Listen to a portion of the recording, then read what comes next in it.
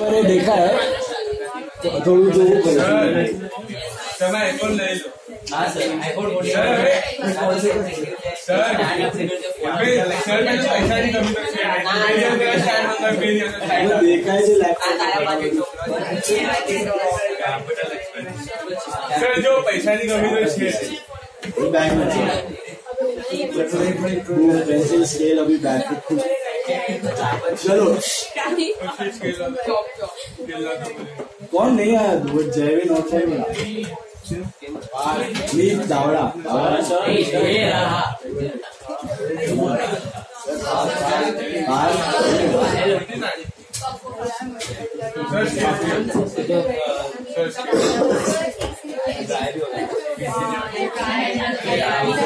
ले लो एक rectification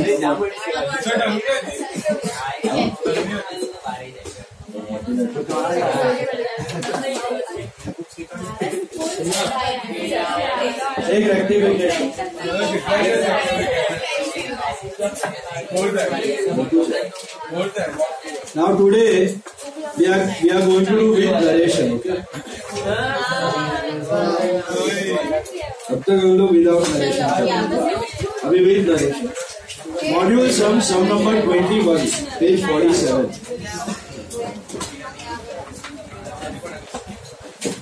module sum sir एक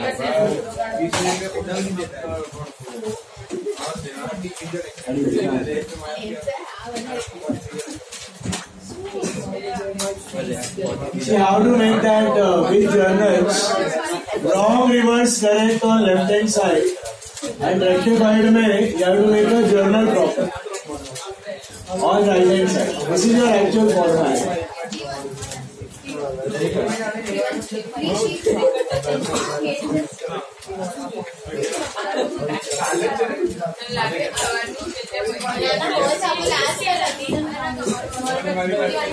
Because listen. All the rectified entries are passed in this book. Journal.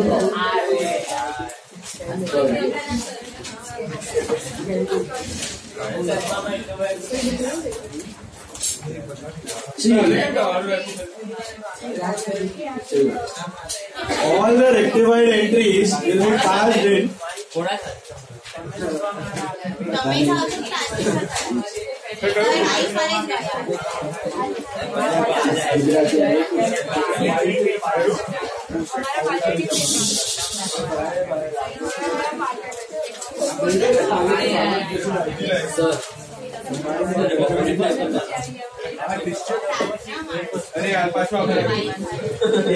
See, tell me one thing, guys.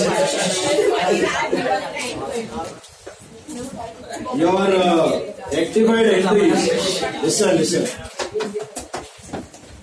Rectified entries are passed in which subsidiary books? So they are passed in JP, journal proper. Okay.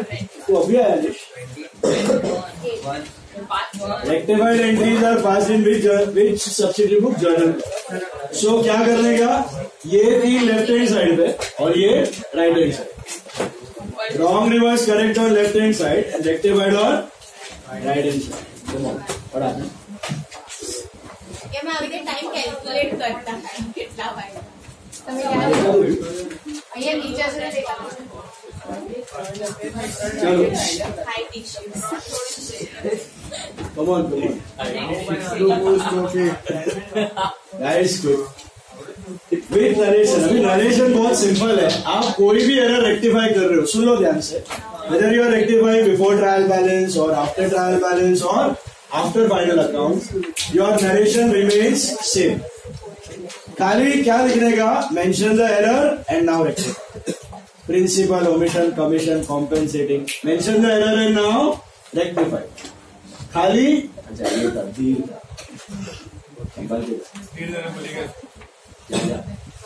संभाल के mention the error now. Sir error का नाम भूल गए, error पता नहीं चल रहा है, तो क्या करने का मालूम है? क्वेश्चन छापो एंड नाउ रेक्टिफाई. क्वेश्चन छापो and now rectify. Now this is a module sum. इज्जत से करना. इसमें जो लास्ट पार्ट है ना वो नया कंसेप्ट है, वो आपने अभी तक किया नहीं है, मैं बताता हूँ आपको। Pay attention. A merchant's trial balance. Please be quiet, guys. Guys, एकदम चुप.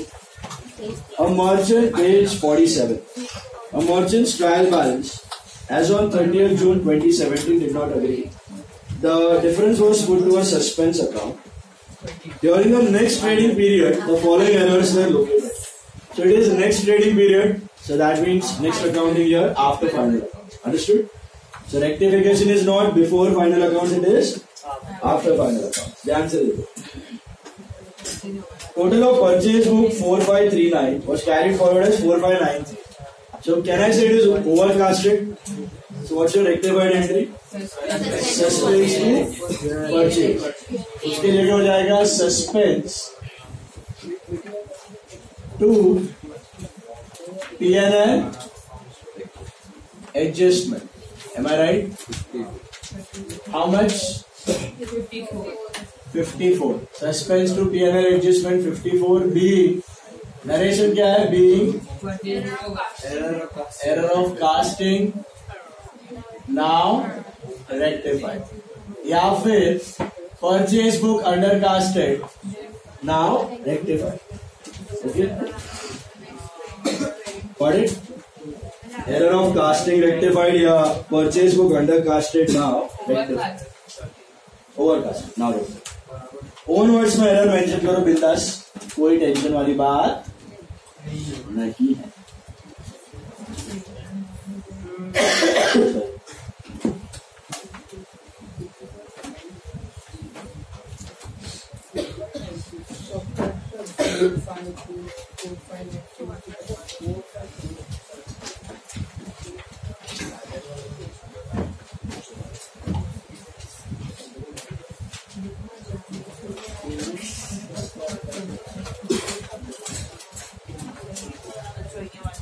इधर पढ़ा है तेरा कौन सा? मेरा कोई नहीं.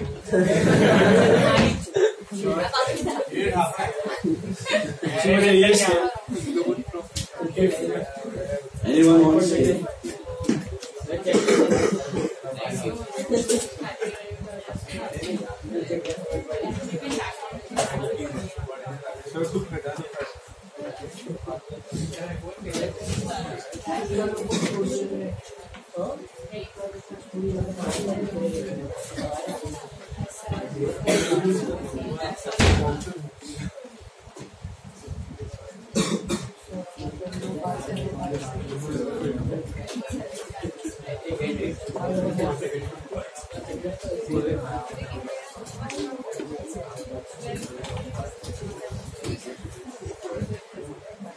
Okay, next one. Sale of 573 was entered in the sales book as 753 and posted to the credit of the customer. The sale of 573, what is the correct entry? Customer to sales 573. या debtor लिखो या customer लिखो, दोनों चलेगा. Customer to sales 573. You got it? Okay. It was entered in the sales book as 753 and posted to his credit. So what is the wrong part? Dash to sales to customer 1506753753. ऐसा समझना है क्यों हुआ? क्योंकि आपने sales book में गलत amount डाल दिया तो ऑब्वियसली कस्टमर में रॉन्ग ही जाएगा ना. क्योंकि पहला sales book is a journal और वहां से पोस्टिंग की होगी तो लेजर रॉन्ग ही है.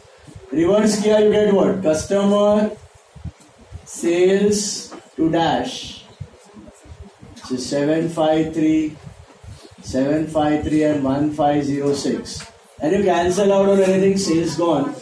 So what are you left with?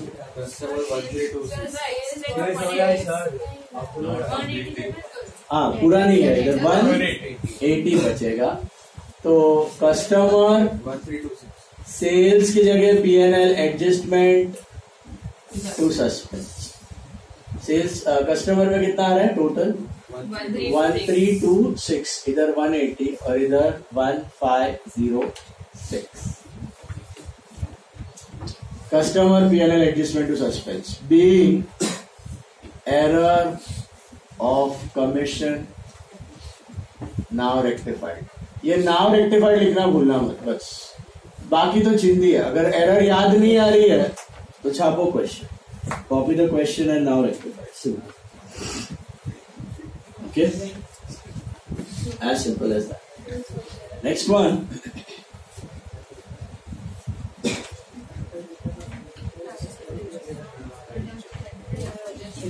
आगे बढ़ते हैं. Return to a creditor 510 was entered in return inward book. However, creditor's account it was correctly posted. Return to a creditor का correct entry क्या है? Creditor to purchase return. It was entered in return inward book. 510, sorry. It was entered correctly in return inward book. It was entered in return inward book, but creditor's account it was correctly posted. So sales return, creditor to dash. Creditor right ही था, लोचा क्या किया? Purchase return का sales return.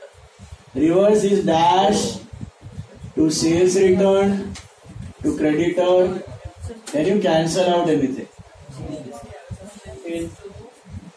Creditor गया. You are left with what? Dash to sales return to purchase return. So that becomes suspense to P&L account because sales return and purchase return both are nominal. Being error of commission now rectified. This is your fair presentation. Fair presentation में खाली journal proper बनाना है with narration. हाँ, जैसे भी कटी हो रहा है. Got it, guys? Fair presentation ये है, journal proper बनाना है और narration के साथ लिखना है. बस इतना ध्यान रखो. Journal proper and narration. That's it. Make journal proper and narration. कोई भी हो, before, after final accounts. Cash received from Sidas was posted to the debit of Jidas. Debit of Jidas. Correct था, cash to Sidas 620. Wrong क्या? Debit में डाल दिया है. Cash Jidas to dash. Cash Jidas to dash. समझ आया? Reverse it is dash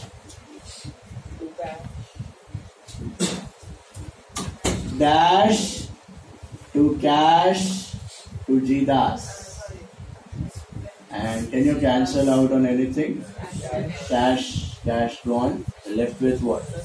Suspense to Sidas to Jidas. This is 1240 620 error of commission. Sidas both are personal account now rectified. और click नहीं हो रहा है, कौन सा एरर है? क्या करना है? छापो, क्वेश्चन कॉपी करो and now rectify. Simple. Got it? The last one is a bit dicey, tricky. Record. Goods was 845 dispatched to a customer before the close of the year, but no invoice was made out. So, debtor to sales, it's an unrecorded sales. Correct itself is rectified, yes.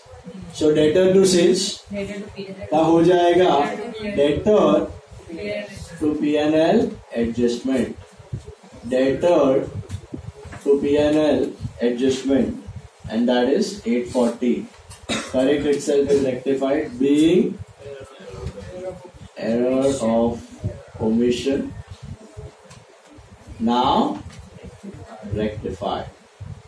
Error of omission now rectified. Error of omission now rectified. Right? Understood? Tell me. The last one is a bit tricky. Let's see.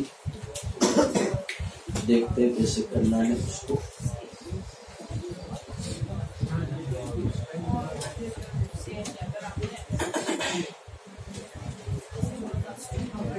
करो start.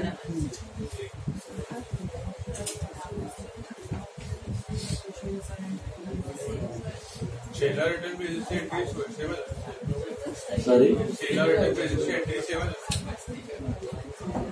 इस तो बताओ ना सामने. 6th वाला देखो. Goods worth 1000 will sell on sale or return basis to a customer and entered in the sales book. At the close of the year, customer had the option to return the goods. The sale price was 25% above cost price. इसमें है ना 2 entries कर लो. 2 entries will come. Okay, ये topic आपको पता नहीं है, इसके बाद में वही लेने वाला हूँ सेल और रिटर्न का. वो कर लोगे तो ये एंट्री एकदम मस्काल है, कुछ नहीं. सी व्हाट इज सेल और रिटर्न, अभी ब्रीफ में समझ लो. सेल और रिटर्न क्या होता है? आप अपने कस्टमर को गुड्स सेंड करते हो ऑन रिटर्न बेसिस. मतलब 1 महीना, 20 दिन, 15 दिन का टाइम पीरियड देते हो. फिर उसके पास ऑप्शन है कि 15-20 दिन वो आगे माल भेजेगा या खुद यूज करेगा और चेक करेगा कि ये चलेगा कि नहीं, उसको पसंद है कि नहीं. और अगर पसंद पड़ा तो ही विल अप्रूव इट, तो ही विल बाय इट. अगर नहीं पसंद पड़ा तो he will return it. Simple. इसको बोलते हैं सेल और रिटर्न. कभी भी नया प्रोडक्ट को प्रमोट करना होता है तो ये स्ट्रैटेजी यूज करनी पड़ती है.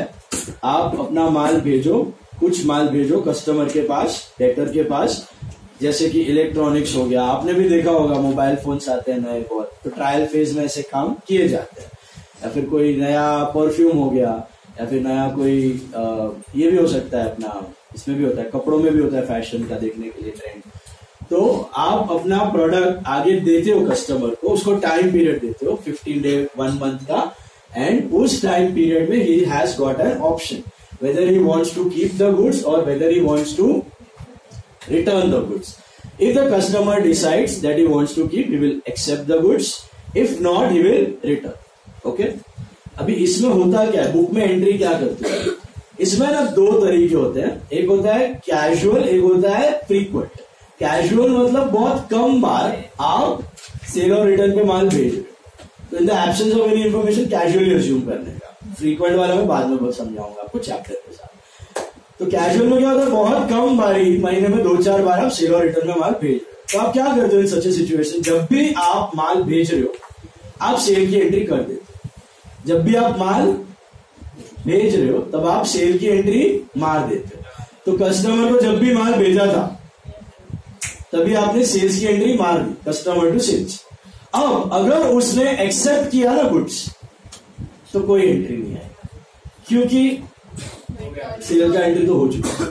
और अगर उसने रिटर्न किया तो sales return to customer. Simple है, इतना ही ध्यान रखना है. अगर उसने एक्सेप्ट किया तो नो एंट्री, अगर उसने रिटर्न किया तो sales return to customer. Problem तब आती है जब ईयर एंडिंग बीच में आ जाता है, जैसे कि यहाँ पे आया. ईयर एंडिंग आ गया, समझो 15 दिसंबर को मैंने माल भेजा था, 1 महीने का टाइम लिमिट है. 15 दिसंबर को मैंने माल भेजा, 1 महीने का टाइम लिमिट है, और ईयर एंडिंग है मेरा 31 दिसंबर. अब 15 दिसंबर को माल भेजा और मैंने सेल्स की एंट्री तो कर दी होगी ना. कस्टमर टू सेल मैंने मार दिया 15 दिसंबर को. टाइम पीरियड है 1 महीने का. 1 महीने के एंड तक उसके पास ऑप्शन है, एक्सेप्ट भी कर सकता है, रिजेक्ट भी कर सकता है. 31 दिसंबर आ गया, ईयर एंडिंग आ गया, मेरे को अपने फाइनल अकाउंट्स बनाने, तो मेरे को करेक्ट वैल्यूज चाहिए सब. मेरे को सेल्स, डेटर, स्टॉक की सबकी राइट वैल्यूज चाहिए. अब इश्यू क्या हो गया, मैंने उसको 31 दिसंबर को फोन लगाया, भाई प्लीज मेरे को फाइनल अकाउंट्स बनाना है.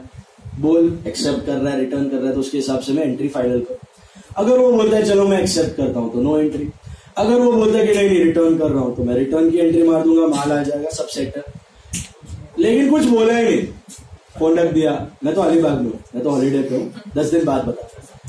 तो लोचा हो गया मेरे लिए. तो मैं क्या अज्यूम करूंगा इन सच ए सिचुएशन, एक्सेप्ट हो रहा है कि रिटर्न हो रहा है? रिटर्न हो रहा है. क्यों? कंजर्वेटिज्म में मैं फेक इनकम दिखाने वाला नहीं हूं. फिर बाद में रिटर्न हो गया तो पॉकेट का इनकम दिखा के खुश रहने का नहीं, एक्सपेंस दिखा तो चलेगा, इनकम दिखाने का नहीं. तो ईयर एंडिंग पे अगर कस्टमर जवाब ना दे तो आप क्या अज्यूम करते हो कि वो माल रिटर्न हो, ठीक है। तो एक तो सेल्स रिटर्न की एंट्री पक्की बनती है, सेल्स रिटर्न टू कस्टमर, समझ में आ रहा है, सेल्स रिटर्न टू कस्टमर। एक और एंट्री आपको सिर्फ ईयर एंडिंग में करनी पड़ती है, वो है स्टॉक को बढ़ाने की एंट्री। क्योंकि ये स्टॉक जो है क्लोजिंग स्टॉक, ये भी एक चैप्टर है पूरा फाउंडेशन इन्वेंट्रीज, तब मैं आपको सिखाऊंगा स्टॉक कैसे ढूंढा जाता है। अब तो अभी फाइनल अकाउंट में आपको सीधा वैल्यू दे देते हैं ना, this is the cost, this is the market price, सीधा कुछ फाइनल अकाउंट्स में। ये ढूंढते कैसे? अभी जेठालाल गढ़ा को स्टॉक ढूंढना होता है तो देखा होगा कभी बोलते हैं मकन काका गोडाउन में जाके चेक करो कितना इन्वेंट्री है अपने पास। तो अपना बिजनेस भी यही करता है, ईयर एंडिंग पे गोडाउन में जाते हैं और काउंट करते हैं। Are you listening? गोडाउन में जाते हैं और काउंट करते हैं। Let's say he is in the business of making chairs, कुर्सियां। तो काउंट किया कि फलाने टाइप्स की, 5-6 टाइप्स की, 25-25, 30-30, 40-40 इतनी स्टॉक्स है, 150-200 कुर्सियां पड़ी हुई है। उसको वो कॉस्ट से मल्टीप्लाई करेगा और उसका मार्केट प्राइस देखेगा, cost of market whichever is less उससे वो रिकॉर्ड कर देगा। That's how you calculate the value of stock, simple way से। ऐसा करते हो, गोडाउन में जाते हो, काउंट करते हो फिजिकल यूनिट्स, फिजिकल यूनिट्स को जेठालाल गढ़ा है तो वो बोलेगा मगर क्या देखो काउंट करो, बोलेगा 10 टीवी पड़ा है, 5 रेफ्रिजरेटर पड़ा है, 10 वॉशिंग मशीन पड़ा हुआ है, सबका कॉस्ट देखेगा उसको कितने में पड़ा था, सबका मार्केट प्राइस कंपेयर करेगा और cost of market price whichever is less पे वो डाल देगा। अब मुझे एक बात बताओ, जो माल 15 दिसंबर को कस्टमर्स के पास गया था, क्या वो आपके गोडाउन में था 31 दिसंबर को? नहीं था, 15 दिसंबर को ही निकल चुका है। तो 31 दिसंबर को आपने जब स्टॉक कैलकुलेट किया होगा और फाइनल अकाउंट्स के लिए स्टॉक रेडी किया होगा, तब ये कस्टमर वाला माल गोडाउन में है कि नहीं है? नहीं है। तो ये क्लोजिंग स्टॉक जो फिगर आया है उसके अंदर ये माल तो नहीं है। अब आप 31 दिसंबर को आपको लास्ट 12 बजे डिसीजन लेना है कि भाई ये रिटर्न करेगा कि एक्सेप्ट, और आप अज्यूम करते हो कि ये, चलो अज्यूम कर लिया रिटर्न कर रहा है, सेल्स रिटर्न की एंट्री भी मार दी, बट क्या माल आया है? माल तो अभी भी उसके पास पड़ा है। Now understand this very important concept of closing stock. Closing stock is entered in the final accounts on the basis of ownership and not on the basis of physical value. Means आपका जो final account में आप stock दिखाते हो वो stock है जिसके आप ओनर हो, जिसके आप ओनर हो। फिजिकली वो आपके पास हो या ना हो उससे फर्क नहीं पड़ता। तो आपने वो माल भले उसके दिया हुआ है, उसके गोडाउन में पड़ा हुआ, आपके पास नहीं है, लेकिन ओनर कौन बनता है? क्योंकि आपने अज्यूम किया माल रिटर्न होने वाला है, और आपने क्योंकि ये फाइनल अकाउंट है, क्योंकि आपने स्टॉक काउंट करके कैलकुलेट कर लिया होगा, जैसे आपका क्लोजिंग स्टॉक 1 लाख रुपया आया, तो क्या वो 1 लाख में वो गुड्स पड़े 25,000 के या 20,000 के जो आपने कस्टमर को सेंड किए थे? नहीं, 1 लाख